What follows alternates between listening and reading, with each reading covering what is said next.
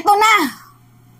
Ito na po guys ang pinakamalinaw na sagot ni former President Rodrigo Roa Duterte ukol dito sa hinihinging paliwanag, sa hinihinging sagot ni President Marcos according dito sa tinatawag na secret deal at gentleman's agreement. Tapos na guys ang laban. Tapos na. Finish na. Kahit magsalpukan man niyang si Roque or si Panelo, sumagot na guys. Itong si Digong. Panoodin nyo Napakalinaw. Panoodin nyo. Presidente yan. And ang ano ko lang is even this stupid ex-Justice Carpio is acting on a gentleman's agreement of which certainly he was not there, and is beginning to expound on the consequences of the resort or whatever wrong there was committed in the agreement. Aside from the fact of having a handshake with President Xi Jinping, the only thing I remember was that status quo. That's a word na walang galawan. Yan. Rinig nyo? Merong status quo. Ano yung status quo? Malinaw na sinabi niya na walang galawan. So, itinanggi guys ni Digong na hindi totoo ang secret deal, hindi totoo ang gentleman's agreement, pero ang malinaw dito, sinabi niyang merong status quo. Pero ano yung napapaloob sa status quo na sinabi niya? Wala daw galawan. Nagigets nyo guys? Walang galawan. Ibig sabihin yan guys, pag resupply mission lang. Hindi po tayo magdadala ng kahit anong materials, large-scale materials para kumpunihin, i-reinforce itong ating BRP Sierra Madre. Lugi tayo dun guys sa status ko na binitawan ni former President Rodrigo Roa Duterte. Napakalugi po natin. Lalo pa parte po yun guys ng exclusive economic zone ng bansang Pilipinas. Talaga nga namang tinatanim pa nila sa mindset nila na iba yung yung EEC sa territorial dispute. Talagang yan po guys yung tinatanim nila sa utak ng mamamayang Pilipino, no? Pero ito yung malinaw dito guys. Na merong status quo. Itong si former President Rodrigo Roa Duterte. Diba? Na malinaw niyang sinabi na walang galawan. Hindi gagalaw ang China, hindi din gagalaw ang Pilipinas. Ibig sabihin, hahayaan lamang pong mabulok itong ating BRP Sierra Madre. Guys, kung papanoodin nyo sa first part ng video niya na yan, wala siyang sinabi na totoo ang secret deal. Wala din siyang sinabi na pinatotohanan niya, ang sinabi ni Roque na gentleman's agreement. Wala siyang sinabi doon. Pero, sabi niya, ang naalala niya lang daw, merong status quo. Yung status quo na yun, walang galawan. See? Ginagawa mo pa kaming bobo. Diba guys?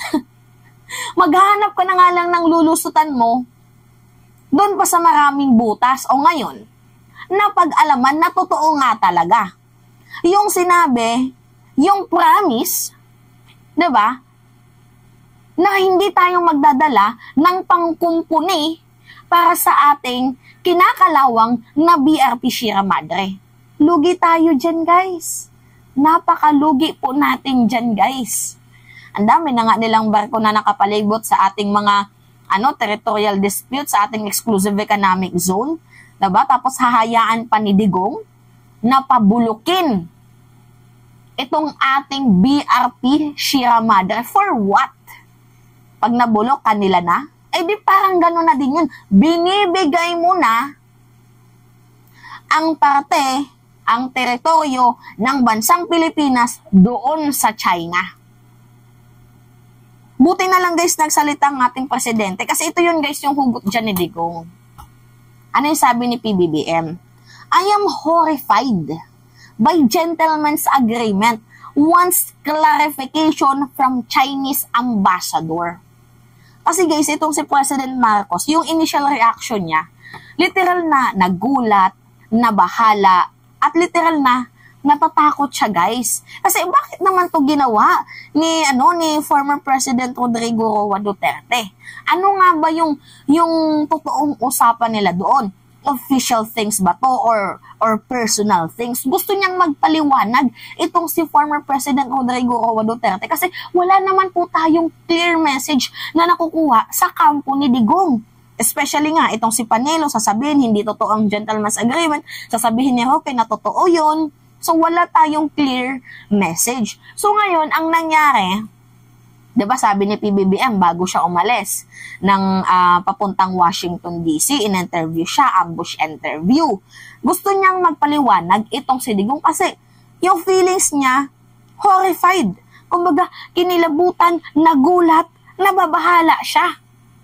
Kasi kung totoo man po ito, mahirap naman yung ganung agreement na hindi tayo magdadala ng pangkumpuni sa ating mismong bahura, 'di ba? Diyan sa ating exclusive economic zone, sa ating territorial dispute. Yan, guys. Sumagot itong si Digong. Ang dami niyang pagtatanggi. There was no gentleman's agreement nor secret deal. Wala daw 'yun, pero may butas eh.